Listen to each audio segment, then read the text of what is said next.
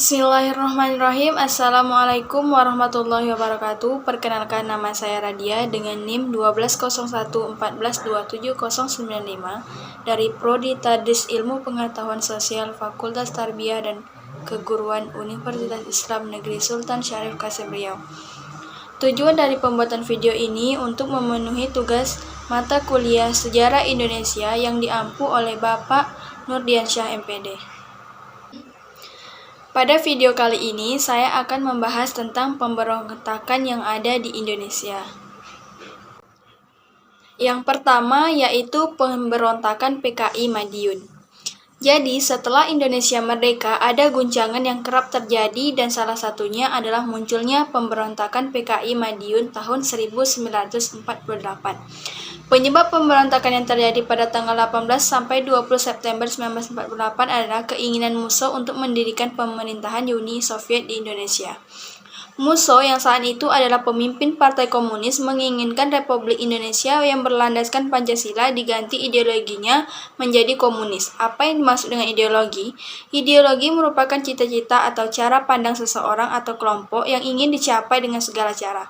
Selain itu, penyebab lainnya adalah dengan digantikannya Kabinet Amir Syaifuddin menjadi Kabinet Hatta karena munculnya mosi tidak percaya terhadap Kabinet Amir akibat ditandatanganinya Perjanjian Renville. Singkatnya, pemberontakan tersebut gagal karena PKI nggak mendapatkan dukungan dari rakyat. Selain itu, untuk menumpas pemberontakan tersebut, pemerintah juga melakukan operasi militer di bawah pimpinan A.H. Nasution. Operasi militer tersebut berhasil dalam menumpas PKI. Musso Manawar tewas, Amir Syarifuddin ditangkap, dan DN Aidit kabur. Dengan begitu, pemberontakan PKI Madiun berakhir. Yang kedua, pemberontakan DITII. Gerakan Darul Islam atau Tentara Islam Indonesia atau biasa orang sebut dengan pemberontakan DITII. Pemberontakan yang satu ini terjadi karena adanya perbedaan ideologi. DITII sebagai pemberontakan di Indonesia hendak menggantikan ideologi Pancasila dengan Islam. Ide dasar dari munculnya DITII berawal dari Sekar Maji Marijan Kartosuwiryo yang menginginkan untuk membangun negara Islam Indonesia. Ide tersebut pun ia realisasikan dengan didirikannya NII pada 7 Agustus 1949. Meskipun mayoritas bangsa Indonesia beragama Islam, namun DITII tetap minim dukungan. Hal itu dikarenakan kekerasan yang dilakukan oleh DITII dan perilaku yang enggak menghargai budaya masyarakat setempat. Pemberontakan ini tidak terjadi di satu tempat saja. Selain di pusatnya yaitu Jawa Barat yang dipimpin oleh Kartosuwiryo, pemberontakan ini juga terjadi di Jawa Tengah, Sulawesi Selatan, Kalimantan Selatan, hingga Aceh. Yang ketiga, pemberontakan APRA. APRA atau Angkatan Perang Ratu Adil, yaitu gerakan yang satu ini terjadi di Bandung pada 23 Januari 1950. Pelopornya adalah mantan kapten dari pasukan KNIL yaitu Raymond Westerling. Merupakan mantan kapten Belanda yang dibiayai oleh Jenderal Simon Hendrik Spoor untuk memantik kudeta pro-Belanda di Bandung. Selain itu, orang-orang yang anti-republik juga ikut mendanai pemberontakan tersebut. Karena adanya dana yang terkumpul, maka Westerling merekrut banyak orang berpengalaman termasuk mantan KNIL untuk membangun misi yang bernama APRA. Bahkan Sultan Hamid II, Sultan Pontianak ke-7 juga turut membantu Westerling karena setuju dengan ide-idenya. Setelah itu, pada tanggal 5 Januari 1950, Westerling mengirim ultimatum kepada pemerintah Republik Indonesia Serikat untuk menghargai daerah-daerahnya, terutama Pasundan. Lalu pada tanggal 23 Januari 1950 dimulai teror pemberontakan di Bandung. Pada pemberontakan itu, Westerling tidak hanya memberontak terhadap Indonesia, tetapi Westerling juga mengirimkan pasukan ke Jakarta buat menangkap Presiden Soekarno. Tetapi yang dilakukannya itu gagal. Untuk menumpas pemberontakan ini, pemerintah melakukan operasi Dwi Kora dan Trikora. Yang keempat, pemberontakan Andi Aziz.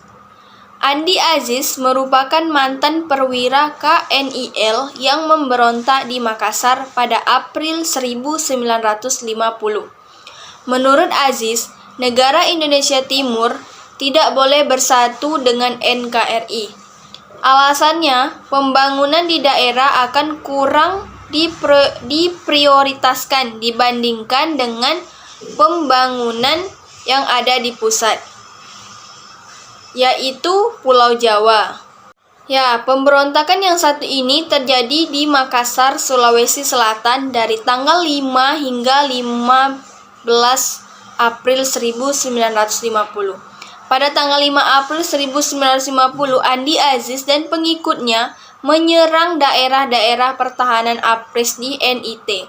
Mereka juga meminta pertanggungjawaban APRIS yang dianggapnya telah mengganggu keamanan di NIT. 3 hari setelah penyerangan tersebut, Andi Aziz diberikan waktu 4 hari untuk melapor kepada pemerintah Republik Indonesia mengenai penyerangan tersebut dan harus mengakhiri pemberontakan. Namun, pemberontakan terus berlanjut hingga tanggal 15 April 1950. Pemberontakan yang satu ini baru bisa reda ketika pemimpin pemberontakan Andi Aziz ditangkap pada 15 April. Meskipun setelah penangkapan Andi Aziz, pemberontakan masih terus berlanjut. Namun berat rasanya kalau pemimpin mereka itu tidak ada. Akhirnya, pemberontakan tersebut dengan mudah ditumpas dengan pengakuan bersatunya NIT ke NKRI pada 21 April 1950. Yang kelima, pemberontakan RMS. Pemberontakan RMS atau Republik Maluku Selatan merupakan gerakan separatis. Apa sih gerakan separatis itu? Gerakan separatis merupakan sebuah gerakan yang dilakukan oleh orang atau golongan yang menghendaki adanya pemisahan diri dari sebuah persatuan. Jadi, RMS adalah peristiwa di mana sebagian dari wilayah Indonesia melakukan gerakan untuk memisahkan diri dari NKRI. Apa sih yang membuat Maluku Selatan ingin pisah dari Indonesia? Peristiwa ini bermula dari beberapa faktor. Pertama, adanya ketidakstabilan pemerintah yang saat itu berbentuk federal. Kedua, ketegangan yang terjadi antara personel APRIS dan KNIL. Yang ketiga, adanya keinginan dari pihak RMS untuk mempertahankan bentuk negara yang federal.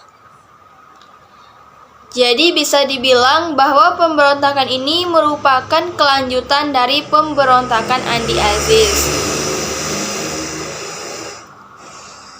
Christian Robert Stephen Soumokil merupakan sekutu Andi Aziz dalam melawan NKRI. Soumokil memberontak dengan memproklamasikan RMS pada tanggal 25 April 1950. Tujuan utama Soumokil adalah memisahkan Maluku Selatan yang terdiri dari Ambon, Buru, dan Seram dari NKRI. Pemerintah Indonesia ingin menyelesaikan masalah dengan jalur diplomasi. Pemerintah mengirim Johannes Leimena, termasuk orang Maluku itu sendiri, untuk mewakili NKRI. Namun upaya tersebut ditolak oleh RMS. Akhirnya, pemerintah mengirim APRIS yang dipimpin oleh Alex Kawilarang untuk mengamankan RMS beserta sisa-sisa pendukung Andi Aziz. Pada masa itu, Ambon sudah berhasil dikuasai oleh APRIS pada November 1950. Namun, RMS masih tidak mau menyerah. Hingga akhirnya RMS baru ditumpas pada tahun 1963 setelah Soumokil ditangkap pada 12 November 1963. Kemudian diadili dan dijatuhi hukuman mati pada 12 April 1966. Perlu teman-teman ketahui bahwa RMS masih aktif hingga saat ini, namun mereka kini dalam pengasingan di Belanda. Yang keenam, pemberontakan PRRI. PRRI merupakan singkatan dari Pemerintah Revolusi Republik Indonesia. PRRI pertama kali diproklamasikan pada 17 Februari 1958 oleh Ahmad Hussein dengan Perdana Menterinya adalah Syafruddin Prawiranegara. Peristiwa pemberontakan di Indonesia yang satu ini terjadi karena adanya ketidakadilan yang diterima daerah dari pusat. Orang-orang daerah merasa kurang puas atas alokasi dana pembangunan yang pemerintah pusat berikan.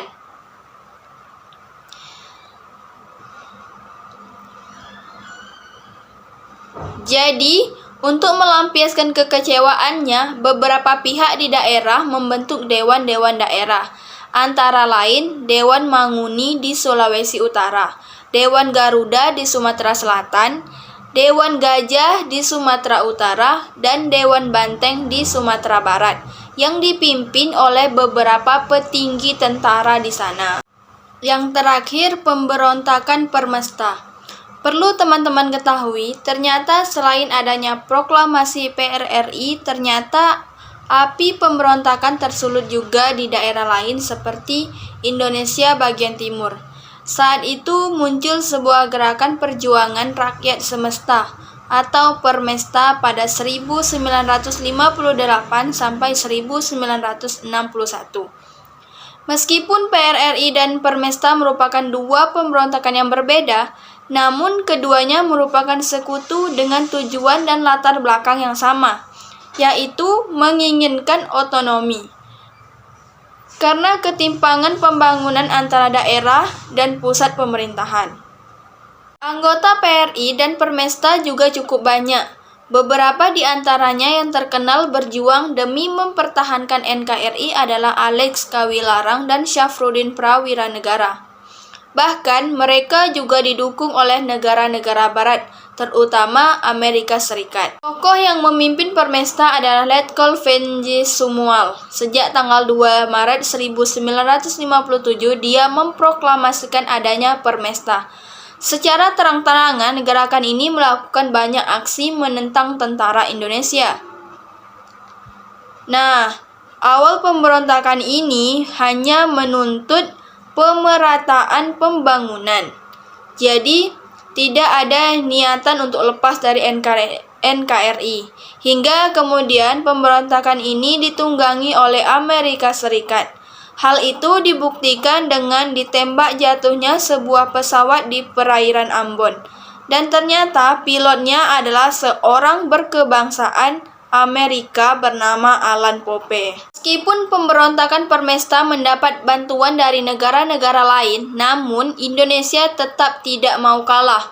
Pemberontakan ini akhirnya ditumpas dengan cara operasi militer. Meskipun begitu, Soekarno tidak memberikan hukuman pada mantan anggota Permesta. Justru mereka diberikan amnesti atau pengampunan. Baik, sekian penjelasan tentang sejarah pemberontakan di Indonesia. Lebih dan kurang mohon maaf. Wabillahi taufiq wal hidayah. Wassalamualaikum warahmatullahi wabarakatuh.